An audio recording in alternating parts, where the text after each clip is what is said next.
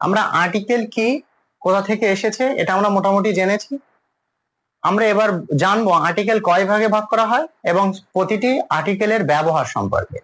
দেখো, আর্টিকেল দুই ভাগে ভাগ করা হয়। আর্টিকেল দুই ভাগে ভাগ করা হয়, লক্ষ্য রাখো এদিকে। একটা হচ্ছে ইনডিফিনাইট আর্টিকেল, আর একটা হচ্ছে ডিফিনাইট। ইনডেফিনাইট আর্টিকেল আবার দুটো, একটা হচ্ছে এ আর একটা হচ্ছে অ্যান, আর ডিফিনাইট আর্টিকেল হচ্ছে দা। আমরা এর আগে দেখেছি এ আর অ্যান কোথা থেকে এসেছে, দা কিভাবে এসেছে। হ্যাঁ, ইনডেফিনাইট আর্টিকেল বলা হয় এ আর অ্যান কে, তার কারণ হচ্ছে এটা নির্দিষ্ট করে কোনো কিছু কোয়ালিফাই করে না। আর দা কে ডিফিনাইট আর্টিকেল এই জন্য বলা হয় কারণ এটা নির্দিষ্ট করে কোয়ালিফাই করা হয়। ক্লিয়ার হলো? এবারে আমরা দেখব যে এ, অ্যান আর দা এর ব্যবহার। দেখো, হ্যাঁ, অ্যান আর এ এই শব্দ দুটি কখন আমরা ব্যবহার করবো, এই আর্টিকেল দুটি কখন ব্যবহার করবো, ভালো করে সংজ্ঞাটা দিকে দেখবে। যদি যদি সিঙ্গুলার আনকাউন্টেবল, সরি, এ আর এন এর ব্যবহার কখন হবে, যদি সিঙ্গুলার কাউন্টেবল নাউনের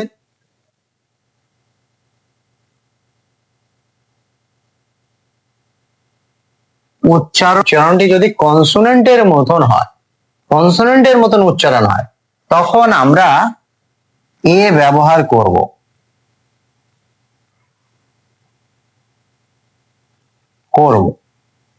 ক্লিয়ার? আর অ্যান কখন ব্যবহার করব, এখানে শুধু একটুখান ঘুরে যাবে। কি, যদি সিঙ্গুলার কাউন্টেবল নাউনটি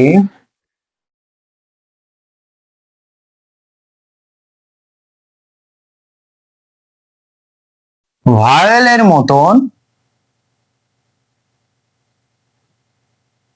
উচ্চারণ হয়, তাহলে অ্যান ব্যবহার হবে।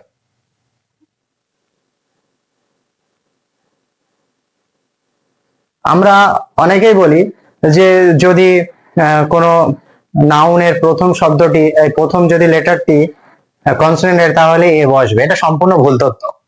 যদি কোনো কাউন্টেবল নাউনের প্রথম যে লেটারটি থাকবে তার সাউন্ডটা, ঠিক এইভাবে বলতে হবে, তার সাউন্ডটা যদি কনসোনেন্টের মতন হয় তাহলে কিন্তু এ বসবে।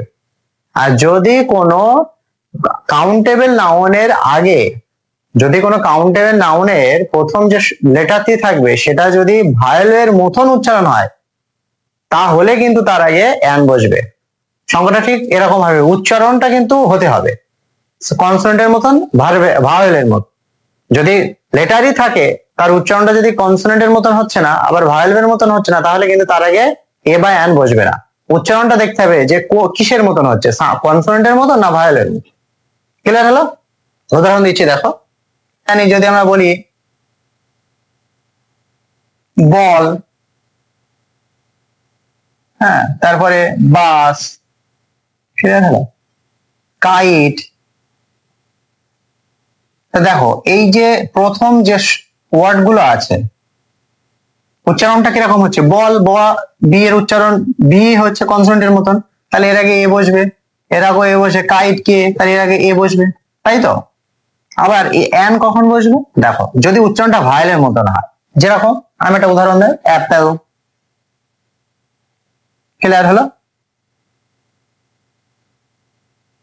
তাহলে অ্যাপেল এর আগে কি বসবে, অ্যান, তার কারণ এ এর উচ্চারণ হচ্ছে ভায়েলের মতন, অ্যান অ্যাপেল। ক্লিয়ার হলো? এলিফ্যান্ট, ই এর উচ্চারণ হচ্ছে, তাহলে এর আগে কি বসবে, অ্যান বসবে। ক্লিয়ার হলো? এই যে লেটারটি, প্রথম যে লেটারটি থাকবে তার উচ্চারণটা যদি ভায়োলের মতন হয়, তাহলে তার আগে অ্যান বসবে। প্রথম যে লেটারটি তার উচ্চারণটা যদি কনসোনেন্টের মতন হয়, তাহলে তার আগে এই বসবে। ব্যাস, ক্লিয়ার। এবার একটু এক্সেপশনাল কিছু রুল দেয়। তাহলে আমরা কি বললাম, এই ওয়ান এর উচ্চারণটা যদি ডাব্লিউ এ, ওয়ার এর মতন হয়, ওয়া এর মতন হয়, আগে যদি ডাব্লিউ এর উচ্চারণটা চলে আসে, তাহলে কিন্তু এটা ভায়েল থাকার পরেও আমরা এ ইউজ করব। এটা ক্লিয়ার হলো? এটা হচ্ছে ফার্স্ট রুল এক্সেপশনালে। সেকেন্ড কি? সেকেন্ড হচ্ছে এই ইউ এর উচ্চারণটা যদি ওয়াই ও, হ্যাঁ ওয়াই ও, এই ইউ আর বা ওয়াই ও ইউ এটার মতন উচ্চারণ হয়, এই ইউ এর উচ্চারণটা ওয়াই ও বা ইউ এর মতন উচ্চারণ হয়, তাহলে কিন্তু এটাকে আমরা এ বসবো। যেরকম এক্সাম্পল দেখো, ইউনিভার্সিটি, ইউনিভার্সিটি, দেখো এই ইউ এর উচ্চারণটা কি হচ্ছে, ওয়াই ও ইউ এর মতন হচ্ছে না, ইউনিভার্সিটি। ক্লিয়ার হলো? তার আগে কিন্তু এ বসবে। আশা করি ক্লিয়ার হলো। আরেকবার বলি, ওর উচ্চারণ যদি ডাব্লিউ ওয়াই এর মতন হয় তাহলে তার আগে কিন্তু এ বসবে, এটা এক্সেপশনাল রুল। আর এই ইউ এর উচ্চারণ এটা ভাইল হওয়ার পরেও যদি কোনো শব্দের যদি প্রথমে বসে ওয়াই ও ইউ বা ওয়াই ও ডবল ও বা ওয়াই ও ইউ এর মতন উচ্চারণ হয়, তাহলে তার আগে কিন্তু এ বসবে। কনসোনেন্ট সাউন্ড থাকবে তারপরেও কিন্তু অ্যান বসবে। কখন? দেখ, যেরকম দেখো এই এইস এর উচ্চারণটা যদি কোনো শব্দের প্রথম লেটার এইস হয় এবং এইস এর যদি উচ্চারণটা না হয়, তারপরে যদি কোনো ভয়েল থাকে এবং সেটির উচ্চারণ হয়, তাহলে আমরা অ্যান ইউজ করব। যেরকম দেখো,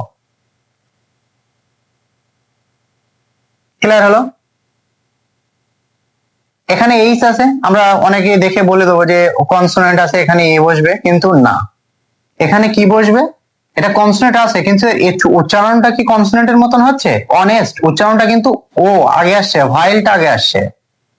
তাহলে এর আগে আমি কি বলেছি, যদি শব্দের প্রথম লেটারটি যেভাবে যে ভাষায় উচ্চারণ হবে, যে প্রসেসে উচ্চারণ হবে, ঠিক সেই প্রসেসে আমাদের আর্টিকেলটা ইউজ করতে হবে। এর উচ্চারণটা হচ্ছে অনেস্ট, অনেস্ট না, আমরা বলি অনেস্ট, তাহলে ভাইলটা উচ্চারণ হচ্ছে, এই জন্য এখানে আমরা কিন্তু অ্যান ব্যবহার করব। এটা ক্লিয়ার হলো? পরে আরো কিছু ওয়ার্ড আছে, যেরকম দেখো যেগুলো সংক্ষিপ্ত আমরা লিখি, যেরকম দেখো এম এ, এই এম এর উচ্চারণটা কি হচ্ছে, এম এ, আগে দেখো এ আসছে, তো এর ক্ষেত্রে আমরা কিন্তু আগে অ্যান ব্যবহার করব। তারপর দেখো এফ আর সি এস, তাই না, এগুলো সংক্ষিপ্ত ওয়ার্ড, তো এর আগে আমরা কি বলবো, অ্যান ব্যবহার করব। তা সংক্ষিপ্ত কিছু ওয়ার্ড আছে এক্সেপশনাল, তার আগেও কিন্তু আমরা অ্যান ব্যবহার করি, কিন্তু সেগুলো শুরু হয় কিন্তু কনসোনেন্ট লেটার দ্বারা। তাহলে আশা করি কখন এ আর অ্যান ব্যবহার হয় এটা বোঝা গেল। পরবর্তী ক্লাসে দাঁড় ব্যবহার, কারণ দাঁড় ব্যবহারটা একটা ভীষণ বড় অংশ, তাই এটা পরবর্তী ক্লাসে আলোচনা করা হবে। আর অবশ্যই আমাকে ফলো করবে, পাশে থাকবে, আর যারা ইউটিউবে দেখবে তারা অবশ্যই সাবস্ক্রাইব করবে।